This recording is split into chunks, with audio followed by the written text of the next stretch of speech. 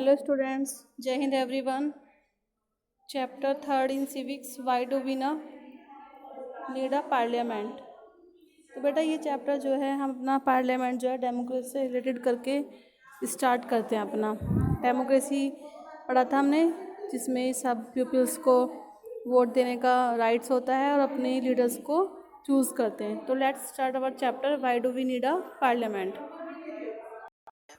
Plus हम इस chapter को डेमोक्रेसी से कनेक्ट करते हुए चलेंगे। हम इसमें रोल ऑफ पार्लियामेंट के बारे में पढ़ेंगे and we will study how parliament comprises of two houses, that is Lok Sabha and Rajya Sabha. इन दोनों हाउसेज के टेन्योर के बारे में बात करेंगे, मेंबर्स के बारे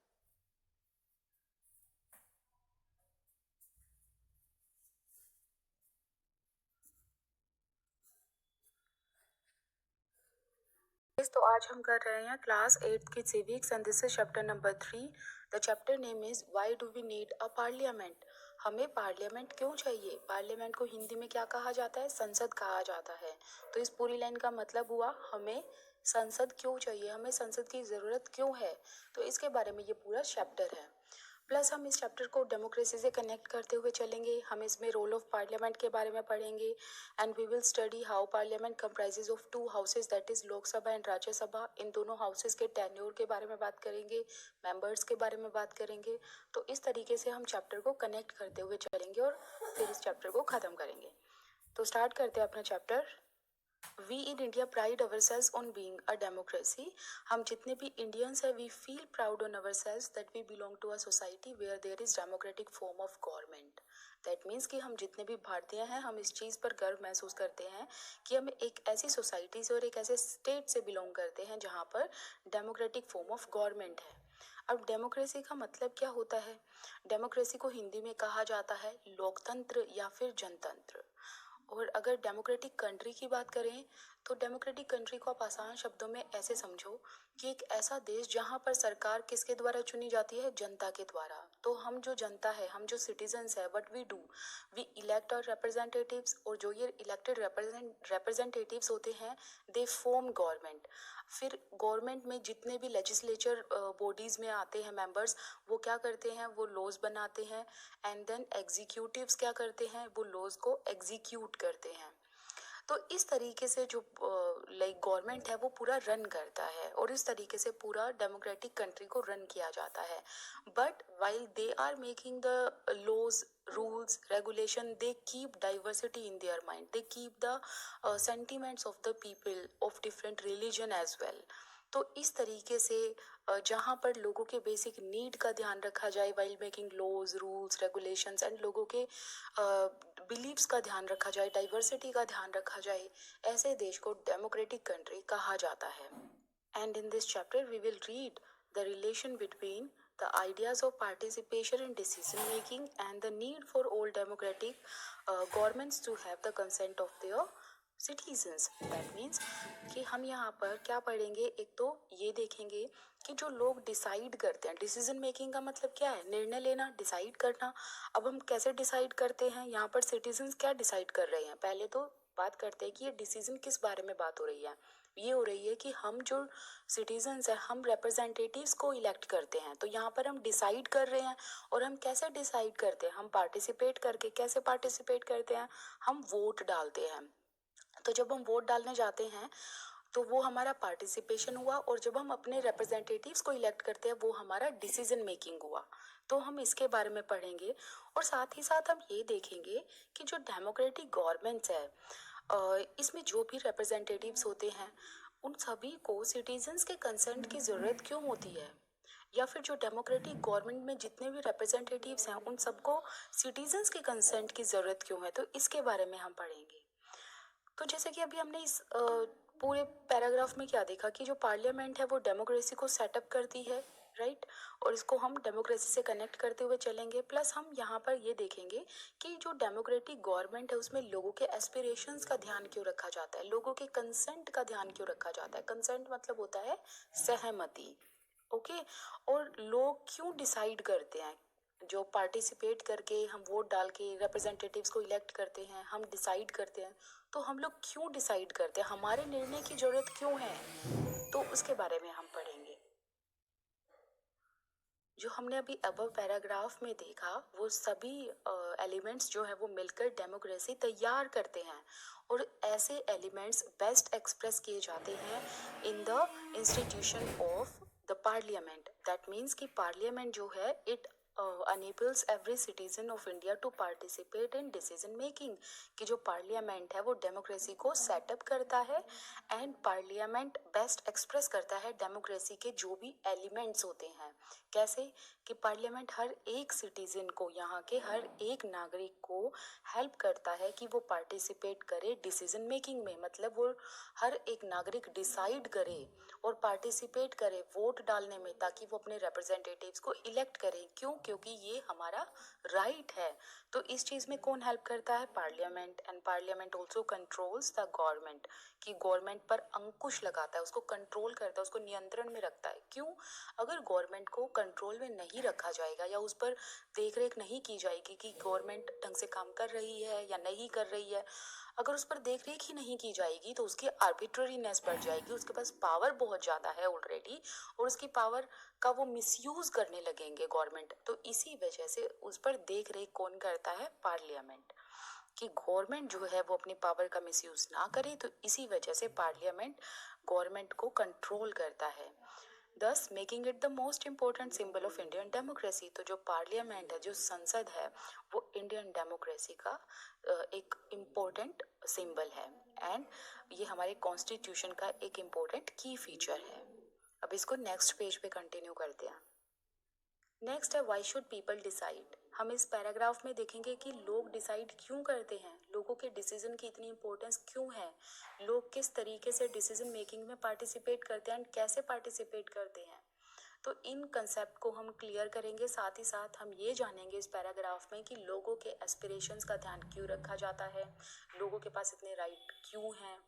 साथ ही साथ हम ये देखेंगे कि लोगों के जो बेसिक नीड है एंड लोगों के जो कंसेंट है, इसको इतनी इम्पोर्टेंस क्यों दी जाती है।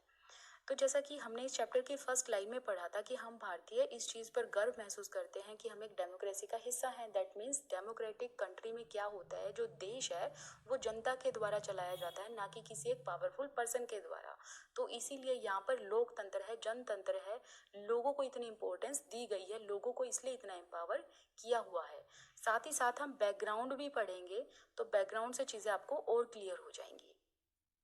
जैसा कि आप सभी को पता है, हमारा देश 15 अगस्त 1947 को आज़ाद हुआ था। Preceding this was a long and difficult struggle. अब जो ये स्ट्रगल था ये काफ़ी लॉन्ग एंड डिफ़िकल्ट रहा है।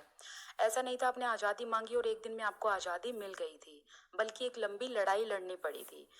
तो पहला रिवोल्ट 1857 में हुआ। सो फ्रॉम 1857 टू 1947 जो स्ट्रगल था वो कंटिन्यू रहा and after 90 years we got independence. 90 साल के बाद हमें आज़ादी मिली थी और इस स्ट्रगल में सभी सेक्शंस के लोग आगे आए और इस स्ट्रगल में पार्टिसिपेट किया। So people from various backgrounds joined the struggle. तो हर एक बैकग्राउंड से लोग आगे आए थे और इस स्ट्रगल में पार्टिसिपेट किया था।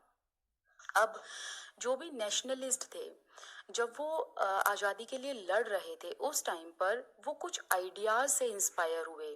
Freedom, equality and participation in decision making, ये 3 आइडियाज़ थे।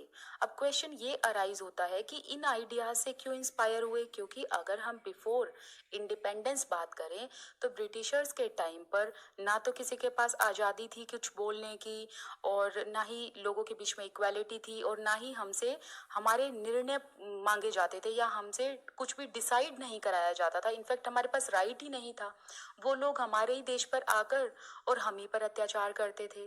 तो नेशनलिस्ट के माइंड में ये था कि जब हमारा देश आज़ाद हो जाएगा तो इन तीनों आइडियाज़ को अडॉप्ट किया जाएगा। तो अगर आप आज के टाइम पर देखें तो आप सभी को पता है कि फ्रीडम है, सबके पास इक्वालिटी है एंड हमारे डिसीजंस को इम्पोर्टेंस दी जाती है। आपके पास फ्रीडम किस चीज़ का है? आप अपने एक्सप्रेशंस को पुट कर सकते हो आगे, और अगर आपको कुछ, अगर जैसे गवर्नमेंट जो है अगर वो काम अच्छे से नहीं कर रही है तो आप उस चीज़ को भी क्रिटिसाइज कर सकते हो। आपके पास फुल राइट है। आपके पास राइट है कि आप अपने धर्म को छोड़कर दूसरे धर्म को एम्ब्रेस कर सकते हो। तो आपके पास हर चीज़ में, हर एक एस्पेक्ट में फ्रीडम है एंड इक्वालिटी है। लोगों के पास समानता का अधिकार है, डिस्क्रिमिनेशन नहीं कर सकते on the basis of colour, caste, creed and race. Participation in decision making, that means जो हमने अभी फर्स्ट पेज पर पढ़ा था कि पार्लियामेंट जो है वो भी अनेबल करती है कि लोग हर एक सेक्शन से आगे आए और डिसाइड करें कि उन्हें किस टाइप की गवर्नमेंट चाहिए। ठीक है, तो हम लोग क्या करते हैं, हम ही लोग निर्णय लेते हैं कि हमें किस टाइप की गवर्नमेंट चाहिए, हम रिप्रेजेंटेटिव्स को इलेक्ट करते हैं। नेक्स्ट है अंडर कॉलोनियल रूल। अब अंडर कॉलोनियल रूल, इस वर्ड को समझते हैं पहले। तो कॉलोनियल का मतलब क्या है? तो कहने का मतलब है कि जो पार्ट यहाँ का ब्रिटिशर्स के अंडर में था, तो ब्रिटिशर्स उन हर हिस्सों को अपने देश की तरह ट्रीट करते थे कि जैसे ये उनके देश का पार्ट हो। प्लस जो भी हमारे इंडिया में नेचुरल रिसोर्सेज थे, रॉ प्रोडक्ट्स थे, तो ब्रिटिशर्स उन रॉ प्रोडक्ट्स को सस्ते दामों पर खरीदते थे और अपने देश में फिनिश्ड प्रोडक्ट बनाकर अदर कंट्रीज में उन प्रोडक्ट्स को बेचा करते थे। तो वर्ल्ड इकोनॉमी में 60 to 70% पार्टिसिपेशन इंडिया का था, लेकिन इसको यूटिलाइज कौन कर रहा था? ब्रिटिशर्स यूटिलाइज कर रहे थे अपने फायदे के लिए। इन नेचुरल रिसोर्सेज को, कॉटन को, सिल्क को, स्पाइसेस को, इन सभी को कौन यूटिलाइज कर रहे थे? Only Britishers. तो जो पैसा इंडियंस के पास आना था, वो पैसा कहाँ जा रहा था? ब्रिटिशर्स के पास। तो इसे कहा जाता है ब्रिटिश कॉलोनियल रूल, कि मतलब वो यहाँ के हिस्सों को अपने देश के हिस्सों की तरह ट्रीट करते थे। So under colonial rule, the people had lived in fear of British government, कि ब्रिटिश गवर्नमेंट से डर कर यहाँ पर लोगों को जीना पड़ता था। हालांकि जो यहाँ के लोग थे उनको बहुत सारे ऐसे डिसीजंस पसंद नहीं आते थे, बहुत सारी रूल्स, रेगुलेशंस, पॉलिसीज पसंद नहीं आती थी जो ब्रिटिश गवर्नमेंट हम लोगों के लिए लेती थी।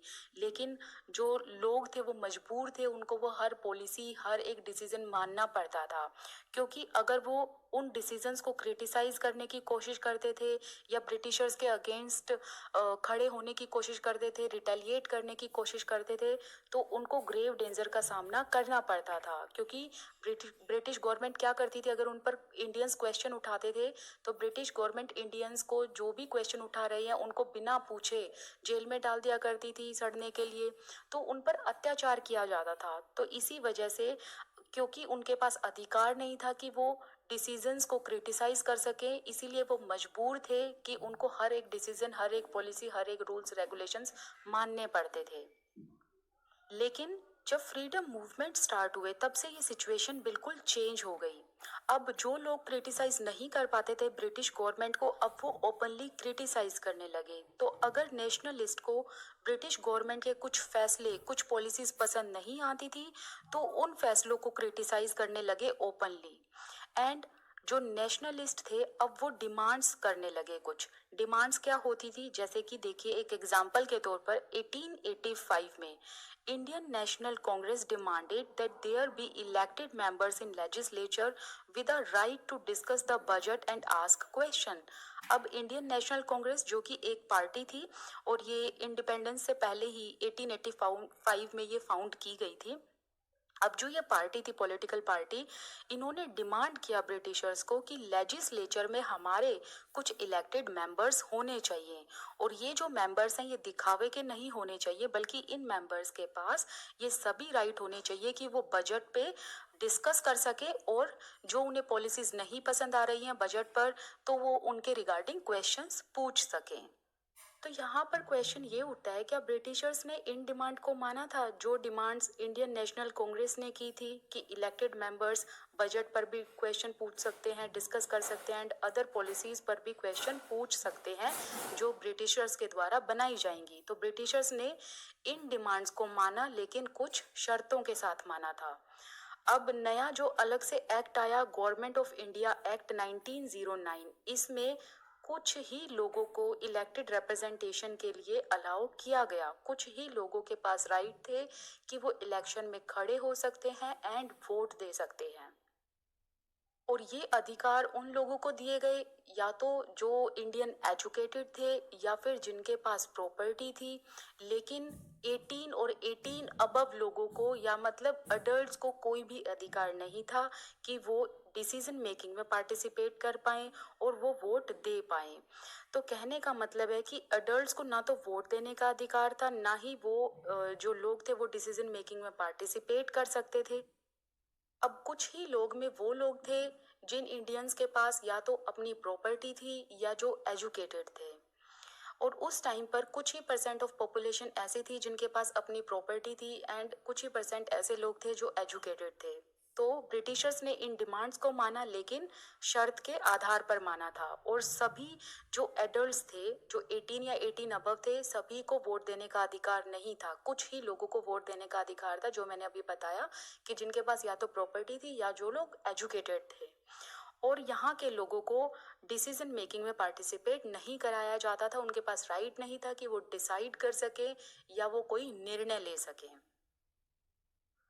हमने जो फर्स्ट चैप्टर में ये पढ़ा कि जो कॉलोनियल रूल का एक्सपीरियंस था, और साथ ही साथ जो सभी लोग वेरियस बैकग्राउंड से आगे आए एंड उन्होंने स्ट्रगल में पार्टिसिपेट किया और देश को आज़ाद कराने में हेल्प की, तो इन दोनों एक्सपीरियंस से, एक तो कॉलोनियल एक्सपीरियंस एंड एक पार्टिसिपेशन का एक्सपीरियंस, इससे नेशनलिस्ट के माइंड में एक चीज़ ये पक्की हो गई थी, एक विश्वास ये आ गया था कि भारत जब आज़ाद हो जाएगा उसके बाद यहाँ भारत की जो जनता होगी, जो सभी लोग भारत में रहने वाले होंगे, वो डिसीजंस अच्छे से ले पाएंगे एंड सभी लोग एबल हैं कि वो, या ये क्षमता रखते हैं कि वो पार्टिसिपेट कर पाएं इन डिसीजन मेकिंग, कि वो अच्छे से अब निर्णय ले पाएंगे।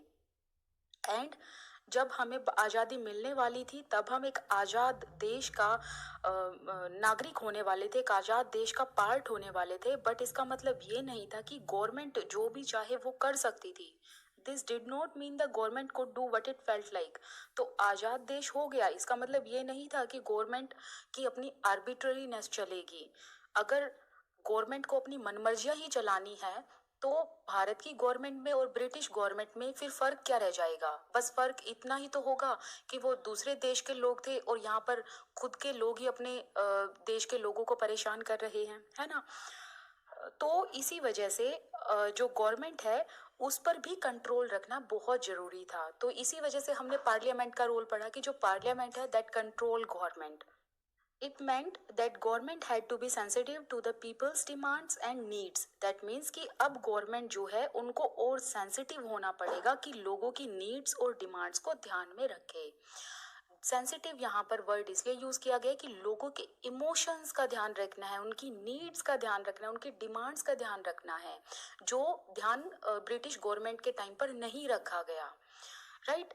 अब यहाँ पर कहने का मतलब है कि हम एक आजाद भारत के, आजाद देश के नागरिक होने वाले थे, लेकिन उसका मतलब ये नहीं था कि आजाद देश में गवर्नमेंट अपनी मनमर्जियां करेगी, बल्कि आजाद देश में गवर्नमेंट ऐसी होनी चाहिए ताकि आम जनता के नीड्स का ध्यान रखे, उनकी एस्पिरेशंस का ध्यान रखे। So the dreams and aspirations of freedom struggle were made concrete. अब जो फ्रीडम स्ट्रगल के टाइम पर जो आइडियाज थे, जो ड्रीम्स थे, जो एस्पिरेशंस थी, लोगों की इच्छाएं थी, अब उनको कॉन्क्रीट रूप से तैयार किया गया कॉन्स्टिट्यूशन में। तो जब इंडिया इंडिपेंडेंट हुआ, कॉन्स्टिट्यूशन तैयार किया गया और उसका प्रोविज़न रखा गया, डेमोक्रेटिक प्रोविज़न, एंड इस कॉन्स्टिट्यूशन में रिटन डॉक्यूमेंट में सब कुछ लिखा गया, फंडामेंटल राइट्स लिखे गए, सेक्युलरिज्म के बारे में लिखा गया।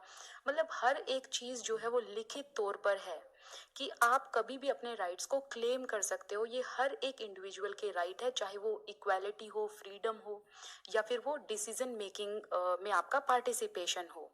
तो इन चीज़ों को कॉन्क्रीट रूप से कॉन्स्टिट्यूशन में तैयार किया गया।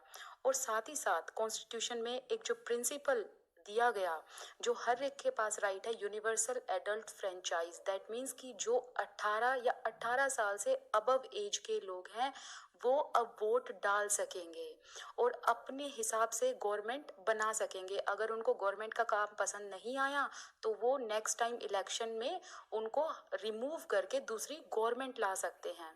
तो यूनिवर्सल एडल्ट फ्रेंचाइज का मतलब है कि टाइम टाइम पर इलेक्शंस होते रहेंगे। अगर लोगों को, जनता को गवर्नमेंट का काम पसंद आया तो वो उसको दोबारा वोट देकर वापस से सेम गवर्नमेंट को ला सकते हैं, और अगर गवर्नमेंट का काम पसंद नहीं आया तो गवर्नमेंट को रिप्लेस करके दूसरे रिप्रेजेंटेटिव्स को इलेक्ट करके दूसरी गवर्नमेंट तैयार कर सकते हैं। तो इससे क्या होगा कि जो पावर है वो जनता के हाथ में है कि वो किसको चाहते हैं सरकार में लाना, और सरकार जो है वो भी इनके हाथों मजबूर हो जाएगी कि उनको लोगों की एस्पिरेशंस का, जनता की नीड्स का ध्यान रखना ही पड़ेगा। अब यहाँ पर बात करते हैं ये बॉक्स में क्या कहा गया है। ईवीएम की फुल फॉर्म है electronic voting machine. EVM were used through out the country for the first time in 2004 general election. की ईवीएम को पूरे भारत में 2004 के जनरल इलेक्शन में यूज किया गया। तो यहाँ पर ये क्वेश्चन है कि पहली बार पूरे भारत के लिए कब यूज किया गया ईवीएम को, तो 2004 में यूज किया गया था। लेकिन इसका मतलब ये नहीं है कि भारत में पहली बार इसको 2004 में यूज किया गया, नो। पहली बार यूज किया गया था 1982 में केरला में, ठीक है। पहली बार कहाँ यूज किया गया था? 1982 में केरला में ऑलरेडी ईवीएम को यूज किया जा चुका था, लेकिन वो सिर्फ केरला में यूज किया गया था। लेकिन पूरे भारत के लिए 2004 में पहली बार यूज किया गया। तो दोनों में डिफरेंस आप जरूर समझना। The use of EVM in 2004 saved around लगभग 1.5 लाख जो ट्रीज थे उनको बचाया गया।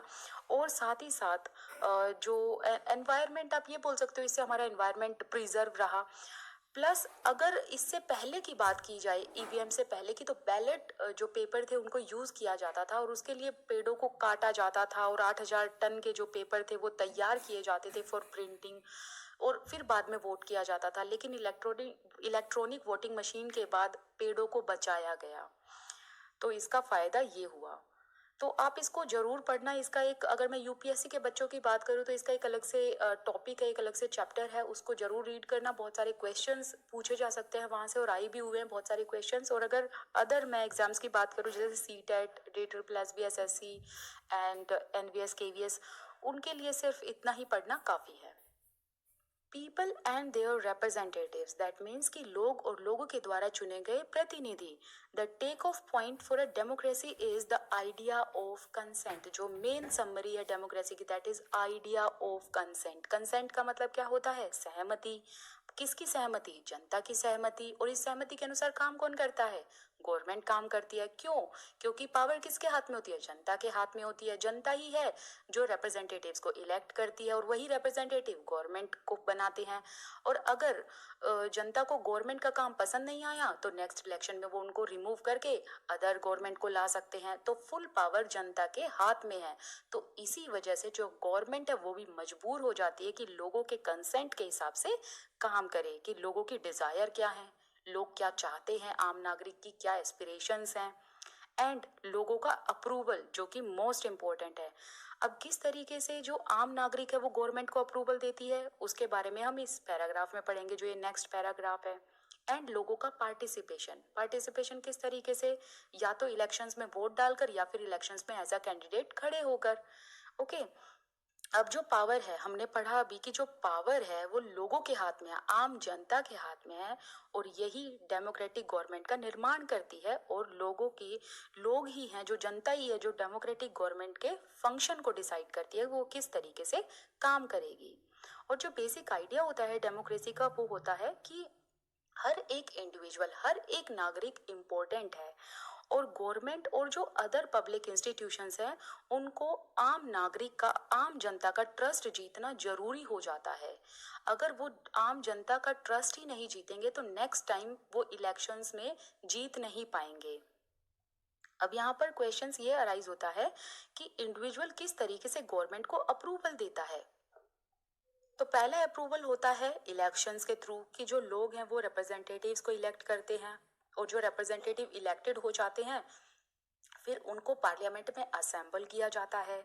और फिर एक अलग अलग जो कॉन्स्टिट्यूएंसीज से आए हुए रिप्रेजेंटेटिव्स हैं वो एक ग्रुप बनाते हैं और पार्लियामेंट में असेंबल होते हैं एंड गवर्नमेंट को फॉर्म किया जाता है। अब जो पार्लियामेंट है which is made up of all representative, जो अलग अलग कॉन्स्टिट्यूएंसी से आए हुए रिप्रेजेंटेटिव से मिलकर बनी हुई होती है, वही पार्लियामेंट कंट्रोल करती है गवर्नमेंट को एंड गाइड करती है गवर्नमेंट को कि वो लोगों के हिसाब से काम करे।